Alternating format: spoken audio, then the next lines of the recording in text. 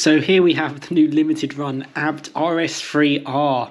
Yeah, so the upgrades for the new Audi RS3 to 493 brake horsepower. I mean, that's almost like 100 brake horsepower more.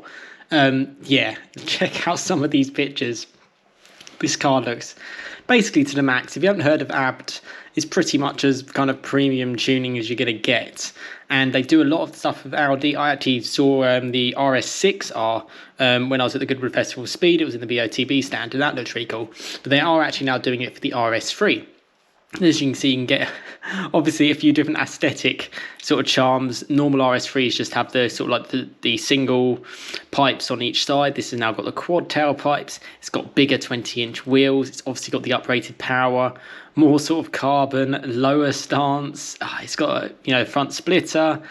Yeah, it looks pretty mean, as I'm sure you can agree from some of these pictures. Yeah, and as you can see, there's a little app for it too. Apparently, and you get a little bit of a Reese trim in the seats. Apparently, there's only going to be 200 of these cars made, which is not that many. But let's just talk about what they actually say about this. So 493 brake horsepower, 200 units. Fairly straightforward. So a 99 brake horsepower ride from the 5-cylinder 2.5 litre engine, which is ubiquitous in sort of Audi culture. It's such a fantastic engine, award-winning engine, all of that stuff.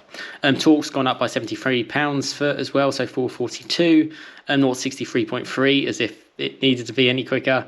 It'll do 174 miles an hour. Yeah, a lot of changes here. So the ABT ECU has been kind of changed. There's no transmission tweaks.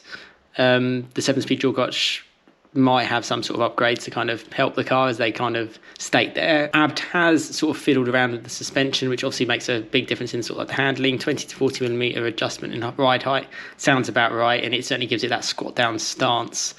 Yeah, a lot of flair kind of involved. 20-inch wheels are an inch bigger than normal, and that's pretty much all they kind of say. So we've just got the images now to kind of go through. But if you're looking to get this car, a normal RS3 will set you back about sort of £55,000. If you want its specs, you can pay about £65,000. If you want one of these 200, the fact, if you type in ABT on like Auto Trader, you'll see how much of a premium these cars go for. They're actually kind of like no-brainers. Certainly something which, if I was ever in the position to, it's sort of like full send really. And it's such a cool, quality, unique car. Yeah, I really, really like it. And I think if you wanted that extra dynamism, get my words out, and this is kind of the way to go. It looks quite cool in green, and sort of the green little sort of parts here and there. Steering wheel's in Alcantara. I'm pretty sure that's not in Alcantara for normal models. Those wheels look ridiculous. This car's on carbon ceramic brakes, which can be sort of spec'd from sort of like your normal RS3. Yeah, look at all that carbon. Just check that out. I'm a big fan of quad exhaust pipes being on my Golf R, so yeah, I'm always going to be sold on that. So there you go, Audi RS3-R. I thought I'd mention it because it came up on my feed, and a very cool car indeed.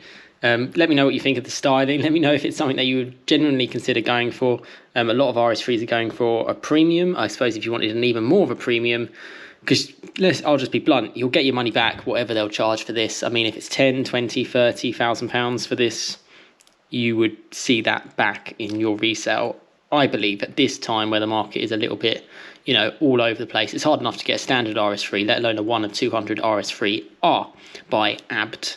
Daniel Ab's company. So yeah, it's super cool, and I thought I'd share it. And yeah, let me know your thoughts in the comments of what you think of this sort of to the max 500 horsepower. Yeah, super hatch, can kind of just dominate everything really.